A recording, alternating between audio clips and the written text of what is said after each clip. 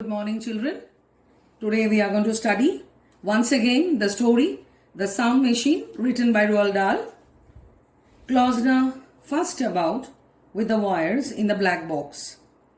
Then he straightened up and in a soft, excited whisper said, "Now we will try again. We will take it out into the garden this time. And then perhaps the reception will be better."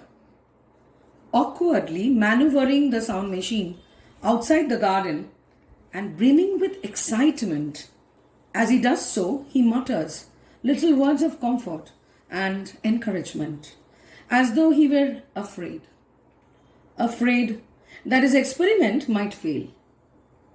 But he is also afraid, thinking of the consequences of what might happen if it did.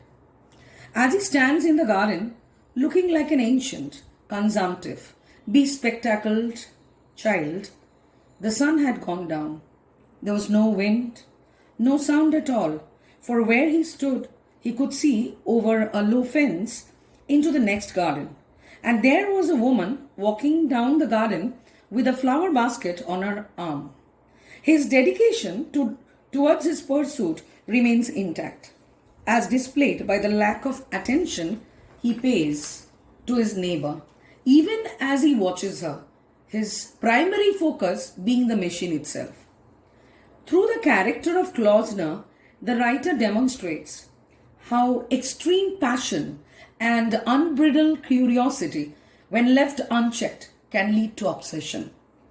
Right from the story's beginning, Klausner exhibits a fervency for his work that portrays him as a dedicated and a passionate man. His meticulous attention to both the machine's complicated inner workings and frequent mutterings to himself contribute to his characterization as a man driven by his passion.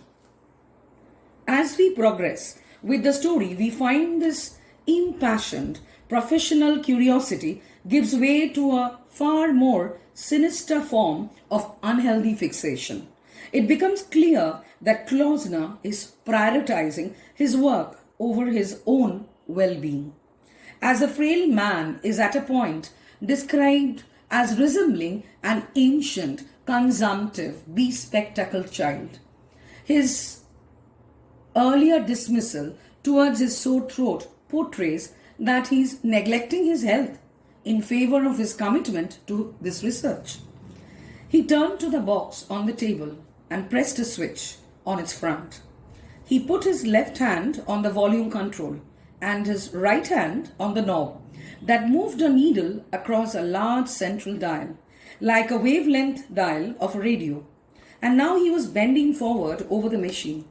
His head was cocked to one side in a tense, listening attitude. His right hand was beginning to turn the knob. The needle was traveling slowly across the dial, so slowly he could hardly see it move, and in the earphones he could hear a faint, spasmodic crackling. The little needle crept slowly across the dial, and suddenly he heard a shriek, a frightful, piercing shriek, and he jumped and dropped his hands, catching hold of the edge of the table. He stared around him, as if expecting to see the person who had shrieked. There was no one in sight, except the woman in the garden next door, and it was certainly not she. She was bending down, cutting yellow roses and putting them in her basket.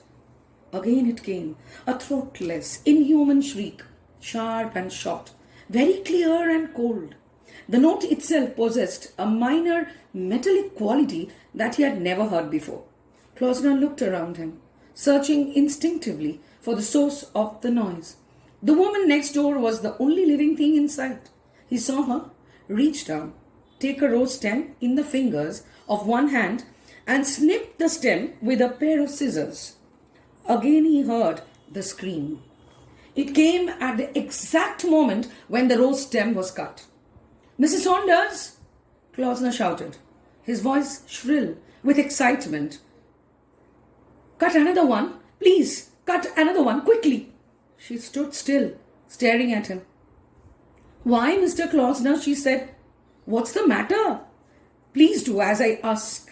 He said, cut just one more rose. Mrs. Saunders wondered whether she should rush into the house and fetch her husband. This highlights the distance that exists between Mrs. Saunders and Klausner. Klausner is so focused on his work that he is not shown to participate in any other activity. After reconsidering the request made by Klausner, Mrs. Saunders took her scissors from the basket, bent down and snipped another rose. Again Klausner heard that frightful, throatless shriek in the earphones. Again it came at the exact moment the rose stem was cut. Klausner frantically explains his new discovery that plants feel pain. He was breathing rather rapidly, but he was trying to control his excitement. I heard them shrieking each time you cut one. I heard the cry of pain. A very high-pitched sound, approximately 132,000 vibrations a second.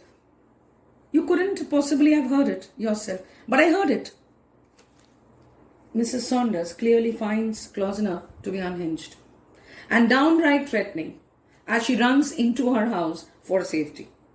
Klausner is definitely responsible for the reaction exhibited by Mrs. Saunders, as he infringes on her personal space, whispers like a madman, and even makes a gruesome analogy about someone cutting off Mrs. Saunders' wrist with garden shears. Klausner returns to his machine and tests his hypothesis by picking another flower. He distinctly heard in the earphones a faint, high-pitched cry, curiously inanimate. He took another daisy and did it again. He begins to question whether the curiously inanimate sound it exudes makes it truly indicative of pain. Klausner seems to be in denial of his discovery. He begins to conduct more tests, despite his earlier certainty of where the sounds were coming from. He seems to take on the cold, analytical mind of a scientist. He decides that it must be something else we didn't know about. Something called toin or spur or prenacment or anything you like. His hypothesis that the sound doesn't reflect pain as humans know it, but some other unnamed feeling is a prime example of his attempt to rationalize. Noticing that it's getting dark outside, he collects the machine and returns inside.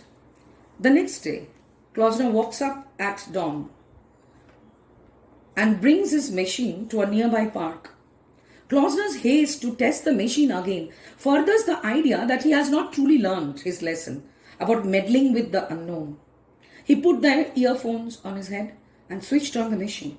He listened for a moment to the faint, familiar humming sound. Then he picked up the axe, took a stance with his legs wide apart, and swung the axe as hard as he could at the base of the tree trunk.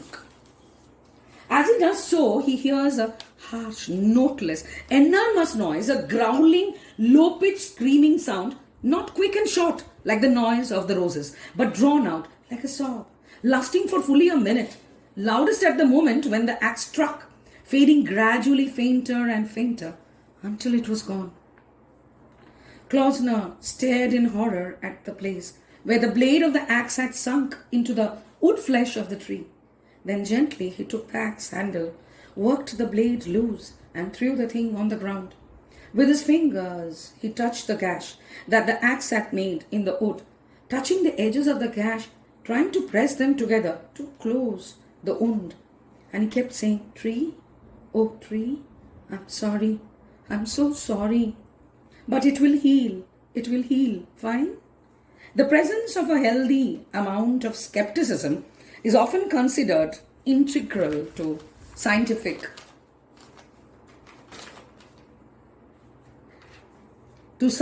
on their path of discovery.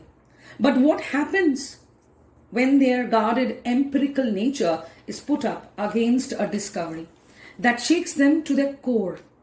Both Klausner and the doctor react to the machine's capabilities, attempting several experiments. In doing so, he characterizes the character's denial as a mistake humankind is prone to, And the writer demonstrates that this refusal to believe or acknowledge any information beyond observable spectrum of normalcy ultimately is fruitless.